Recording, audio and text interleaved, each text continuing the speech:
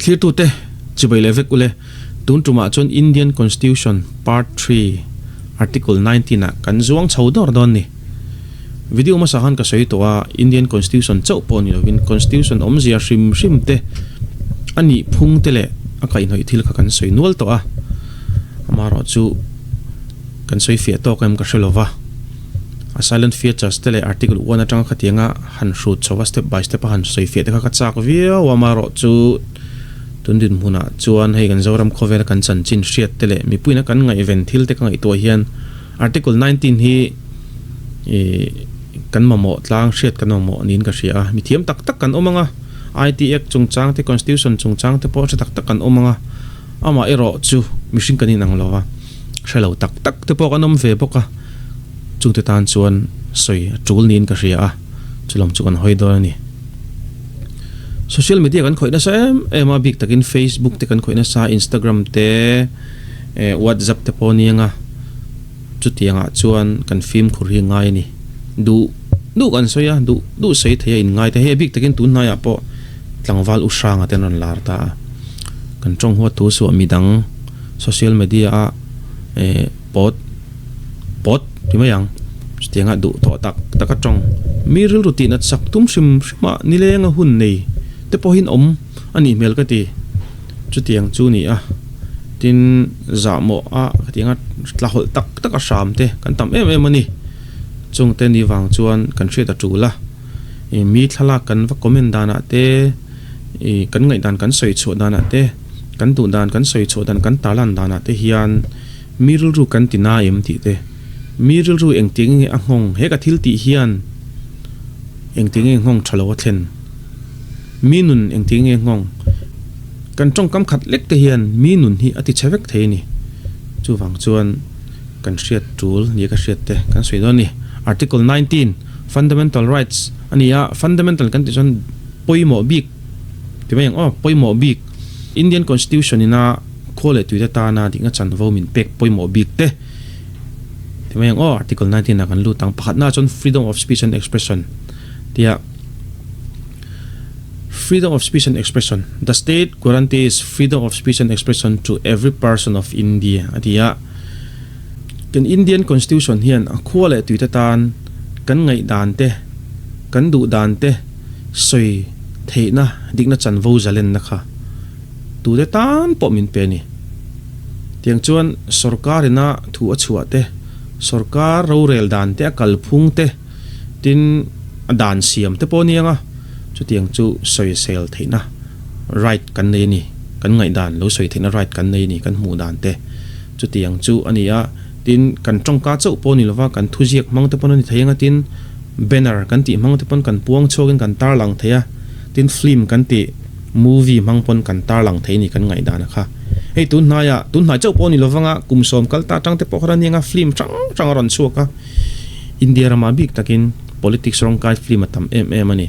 alang sardo kan soidu chu one day CM kan ti te tin bahubali kan ti te po khani thayang chu tin singama lare mem boka tin ganga jal kan ti te po lara khating han kan ngai dan sarkar kal phung thalo nia an hriat te kha film mangten ti khan ran tar langa ran tar chhuak ani chu tin private hospital chungchanga an ngai dan te pon ron CM film pakhat amunam ka ti enge film hin kho gabar ning ka hria Akshay Kumar kha changnge ngia chu tiang chon kan ngai dan kha zalen taka soi theina Constitution hian a citizen te quality te min pe ti chuan kan du kan soi thei ni ti phot mayang a fi bero me anhoya hian however the state can impose restriction on the freedom of speech and expression in the interest of the integrity, security and sovereignty of the country, friendly relation and foreign nation, for public order with respect of defamation, incitement of offense or contempt of court. Tia anhoy mi poimo tani freedom of speech and expression kan nei kan ti rual hian restriction ti hi kan hreturani hi poimo mani restriction kan tia chon kan soi fia tin ol sambera chon sarkar in heng zalen na min pek te hi adu huna chon man theilovin omje nei lova enge ni asiam theini a khuak khir theini tin so yang fi bero me restriction om vek engwang restriction hi siam kan ti chon du soi thei du kan ngai dan puang chuak thei tia zalena min pek rual hian hetai na ron soya India ram security ti der thong thei tur zong tia tongkam lo nei te banar lo siam te ngai dan lo soi te ka phal lo watin India ram chu union kan nia sa ko sang culture sang om khom kan nia khang kan in lung rol na te rem na le muan na te ral muan na te ti che thei tur thil om thei tura tongkam nei te le ngai dan soi te kha arrest trikani sarkarin tin friendly relation with foreign nation atia tin ramdang ne na kan in train thatna ti che thei tur zo nga tongkam nei te phal lovani example a pakhat soi taila Sri Lanka te Pakistan te po China te po nianga anni ne na in train that na tur ta na India sarkarin ma lak la ya khatianga ti boy le melma kanin siam thina tur thu le la lo nei te kha kan constitution hian arem ti lovani tin ni kuma sa te po khan Israel le Palestine te po khan in dawa chutianga chon kan ngai dan te po hoi do kan soi ringot ani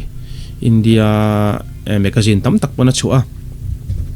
kha thiang lovani ka hriat dana chuan Israel le India hi in thian thani a chumi kan in thian thatna ti che thei tur zonga ngai dan lo soi te kha rem chang lovani tin heta hian public order atia public order sarkarin mi puitan achua the tin respect of defamation te incitement of offense of contempt of court te tia jurisdiction kan tia heng court ro rel na te dan ro rel na te heng te hi kan du dan kan lo soi chein kan lo diriam thiang lovani chu te chu court thlen thena te ni a tin defamation hi chu kan hriat tlang lo na ni a in ti ming chet thena te ni right to freedom of speech kan ei lom kan ti wangin mi khani lo do ten kan va soi thei lo dot ten kan va soi thei lo kan va pu thei lo ni chung te chu defamation te min in ti ming chet thei na ni ten ti chon thu boy te nei thei na ni wangin chu tianga chon kan film khura thani abik takin hei an soi le taila social media te YouTube te po hi ani theyang chu YouTuber tam takan oma chu tiang chuanin thule la ten puang chokin an soi thina kan source hi poimoni khoi tangin kan thil soi tur hi a source ti de hi chik taka kan hriat a poimoni ani lo chuan kan hriat lo lain mi te kan lo timing che thei do tin kan lo soi thei ti hi kan in zirna tur ning ka hria a panhi na chon freedom to assemble. The state guarantees every person the freedom to assemble peacefully without arms tia constitution hian khole tuite hi freedom to assemble atia kal khom theina inmu khom theina public meeting ani berang chu assembly nei theina kha dinga chan vo zalen na kha constitution in min pe ni ma se ta so yang hian peacefully without arms atia engani ralmuang takin buaina om lovin ani turani without arms atia man ruwa te silai te mo khatiang angjong ni lovin tin chem ti vel te mo khatiang zong ni lovin buaina siam zong ni lovin enge remna le mona noya public meeting te assembly hi tu te pon kan nei theni kan ko theni.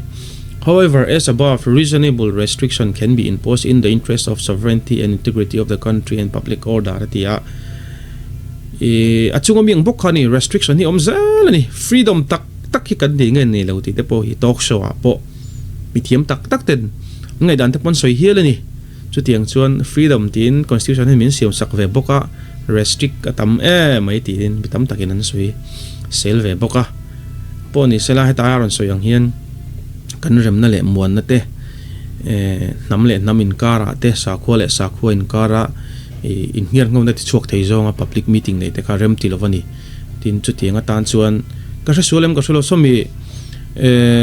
assembly house ko ta son public meeting nei phal lovani assembly house ko somi kong chawa son mo treasury kong chawa son so dan kan nei sa din ka ria a ka solem comment section a min lo hrit ulak hriat sol chuan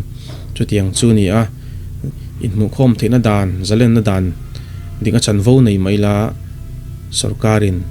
phal lo tin he kan dinga chan vo hi restrict thei ni du huna tin soila fi mai ome pathumna jon freedom to form association unions cooperative society hetaron jiang hian tu te point pol kan din thei ni mo in pum khatna turin pol kan din thei a cooperative society te po kan din thei ni again the state can impose restriction atile ta chungami ang thoni hei po hi in the interest of integrity, security and sovereignty of the country atia so yang khan Paul din thei maila kan constitution hian khole tuita tan in pum khat phal ma se Paul te din thei maila hey India rama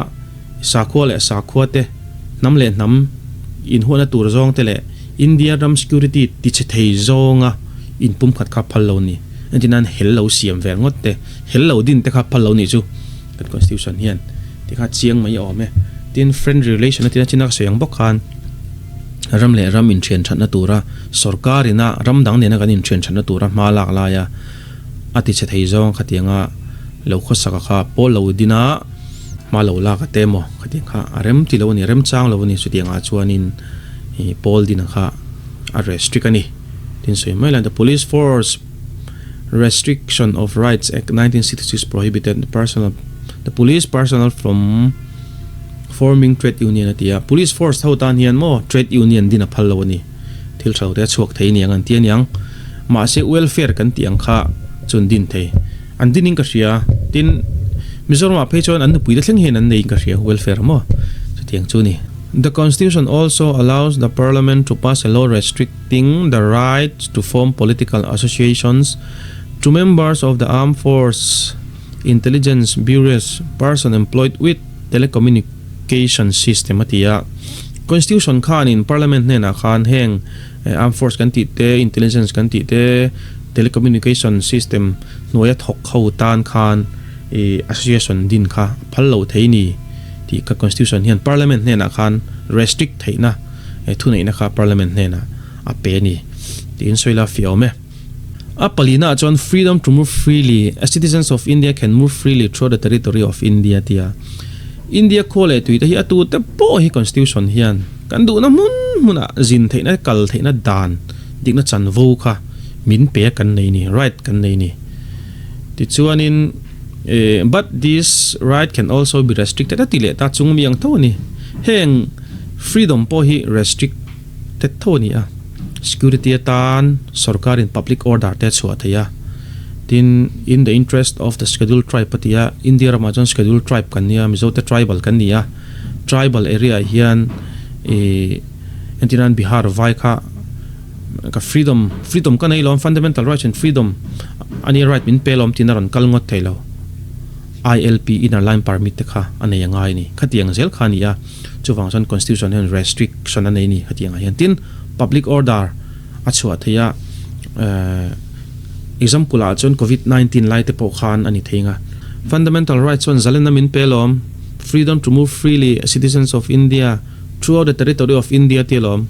kadu damun muna kal thailom tirngo chini lo public order achua COVID-19 lai khan curfew te puanga lockdown atia chua phallo ni kadikna chan vo lom fundamental rights kan ei lom kan tingot thailo khatiang kan restriction kha omani tin apangana chon freedom of residence atia citizens of India have the rights to reside in any part of the country dia khole tuite hi du na muna chen phalna chen theina dikna chan vo kan nei ni masa chungmiang thovin hei po hian restriction veya can be imposed on the ground of security public order or for protecting the interest of the scheduled tribe patia scheduled tribe tetana ven himna le khwal khirna atan restriction te po hi asiam theini atiani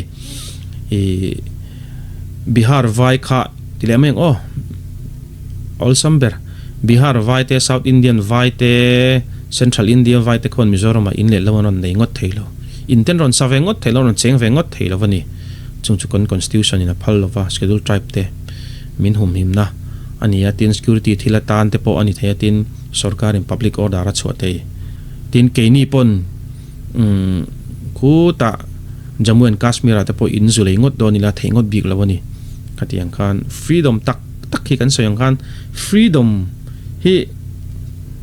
ani na ngau mo absolute thi ani lawan ti ani ani na ngau freedom ti hi wa ngai lo tur ani restriction om veka wangin mithiam tak te pon hei talk show te pon nei thin kan ti kha talk show ten ne ya freedom ani lo freedom tak om lo ti ten an soi thin ani chu tiang chu ni ya restriction om zel ani ti kha fi mai ome tin atop der na paruk na freedom of profession atia all citizens have the right to carry on any trade or profession occupation provided the trade or occupation is not illegal or immoral. Also, the law does not prevent the state from making laws related to technical or professional qualification required for practicing the occupations of trade. Then,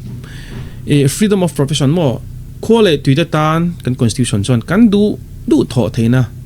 kan du nu dana sum don theina te pon yang chutiang dik na chan vo chumin pe a wasa noya soyangan requirement te om ve a entinan pol som po pass lovina zirtir tu vani tumngot te kha a theingot lova chute chukan shiat atulatin dan noya an turani illegal or immorality mishing nung changte tin kan sel na te pon yang tin chutiang ti chethei tur thil chu kan sum dona kai noya khana rem tilovani freedom kan neya du tho theina du dana sum don thina dan kan nei amai ro chu dan nuaya ani turani dan nuaya danang takin thil kha kal turani atiani khang jong khania kai poimo em chu tirami freedom of speech and expression ania ka soyang khan hei kan riat poimo em ani ka soi thuak ka fielo emo ka solova comment section ate kan ngai dan te ran soi ve ta ula a thain ka ria a heng kan ngai dan te hi adik berlem lova tin sap trong te lo nia sap trong kan thiam dan ten ang lova chuwang chuan tu tiang jok chu lom ti kan om chuan adik jok te ron soi ta ula thain ka ringa a top na kan soi du chu soyang khan kan riat mi lovin dan hi kan bo che the riat lo na wanga lom tin chuan lam court thina pom to thin si lova chuwang chuan India khole tui Indian min la opa tuna hian India khole tui ni na te po kan neya chu tianga kan la om lai chuan heng dan te kan riat angai tak meu ni ti kha kan han soi du ni po ni sela ka video te top thleng milo thlir saka wangin lo me